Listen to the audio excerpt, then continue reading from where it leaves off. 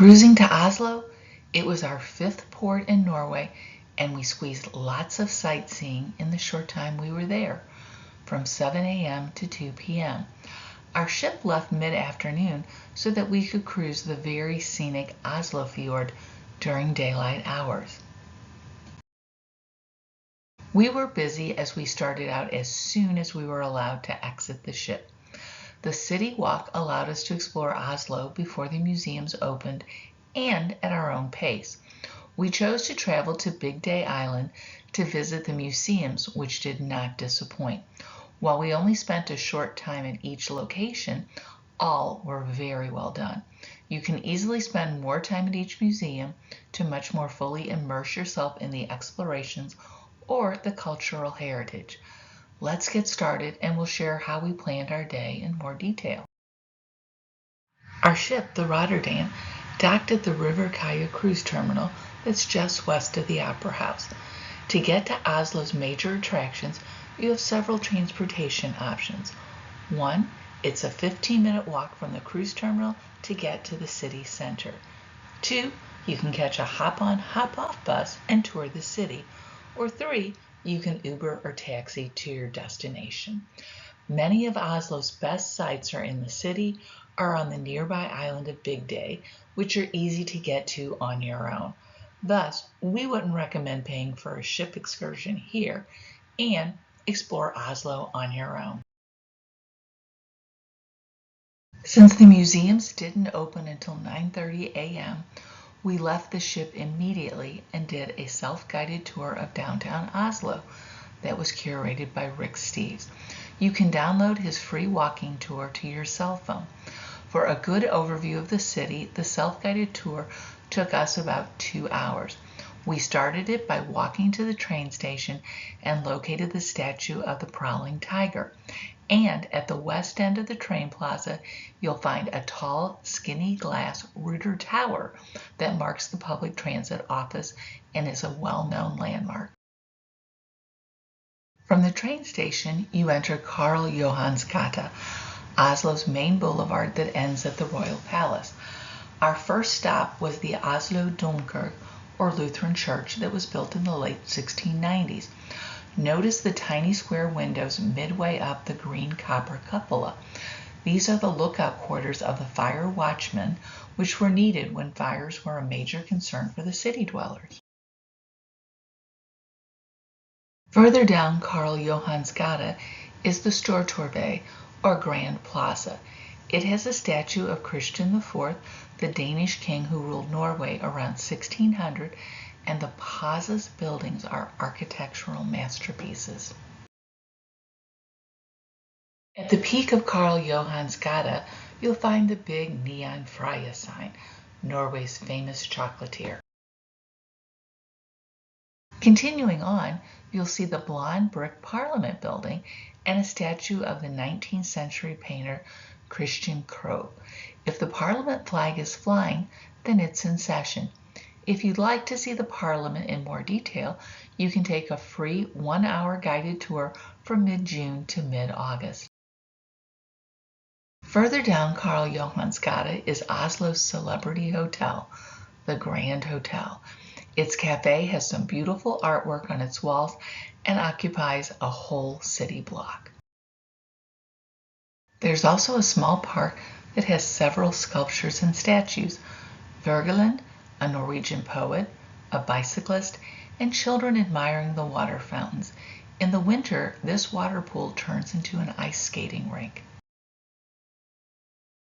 At the western edge of the park stands the National Theatre. Surrounding it are statues of Norway's famous playwrights, Ibsen and Bjørnson. Karl Johans gate ends at the Royal Palace. If the flag is flying, the king is in country. The palace is open to visitors, but only in the summer months, so we weren't able to visit since we were in Oslo in late September. However, we were able to watch an early morning changing of the guard. The officers march from the Yellow Building, meet the on-duty sentry, change guards, and then continue their patrol around the palace. Our city walk ended at the palace, So here's a view of Karl Johans gate from the Royal Palace to the downtown in the east. From the Royal Palace, we backtracked to the towering red brick City Hall, the Raadhuset, which was under renovation. You can take a 1-hour guided tour if time permits, but we didn't have the opportunity to do so. We also passed by the Nobel Peace Center. This yellow building celebrates the work of Nobel Peace Prize winners, but it was closed on Monday, which happened to be our port day. We purchased an Oslo pass because it lets you use the city's buses, ferry boats, and includes entry to nearly every major museum. To get a 24-hour pass, it cost about $50. Since we used it 2 times for the bus, a ferry ride, and 3 museums entry fees, this was a cost-effective option to get around Oslo. To get to Bygdoy Island, we took the number 30 bus, which runs every 10 minutes, and it dropped us off at the entrance to the Fram Museum just in time for its opening at 9:30 a.m. We love the Fram Museum. For us, it's a must-see in Oslo. The exhibits are very well done and provide a lot of historical context. The museum's exploration ships, the namesake Fram, it sailed Arctic and Antarctic voyages, and the Goya, which explored the Northwest Passage. We spent an hour exploring the Fram's features and learned about how the crew lived during these amazing voyages. You can tour the interior of the ship and walk the decks. Here you'll see the upper deck, living quarters, and laundry facilities.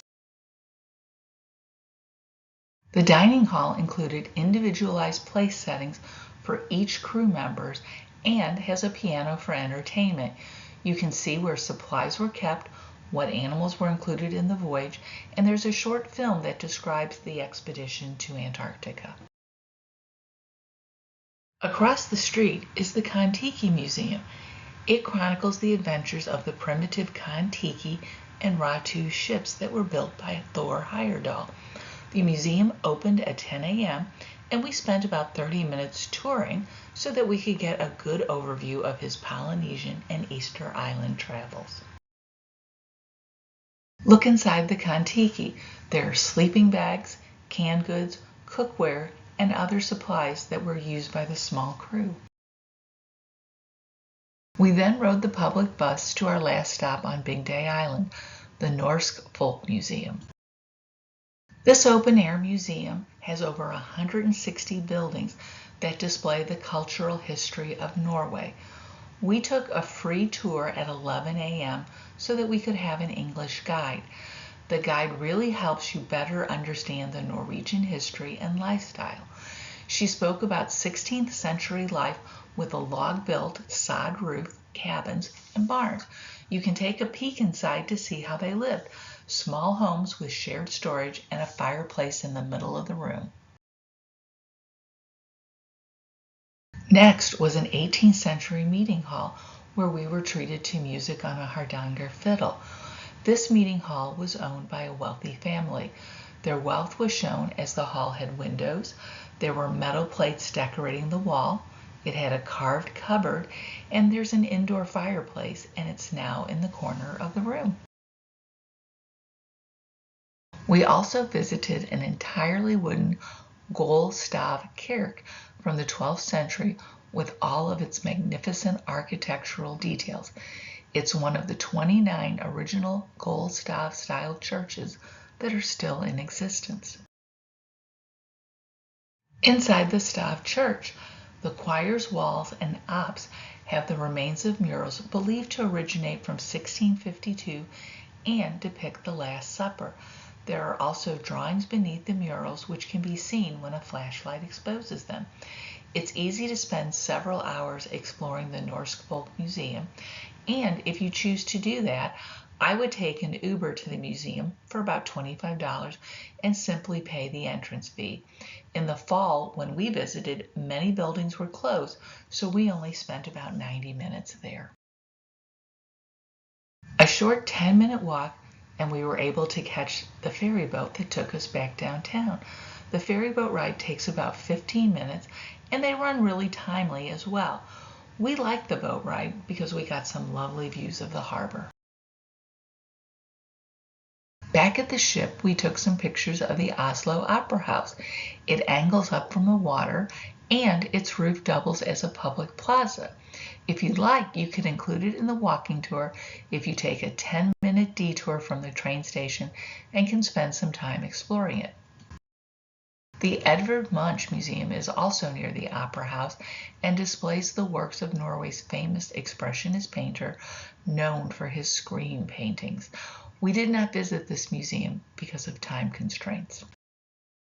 It was time for us to leave and cruise the Oslo Fjord. The hour leaving Oslo is one of the most scenic parts of the cruise, so we made sure that we were on deck to enjoy the ride.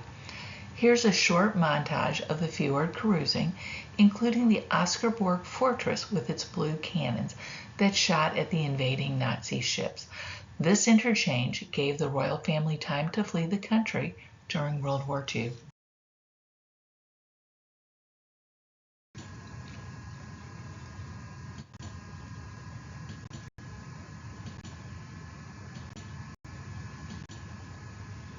We loved our day in Oslo and hope you will too.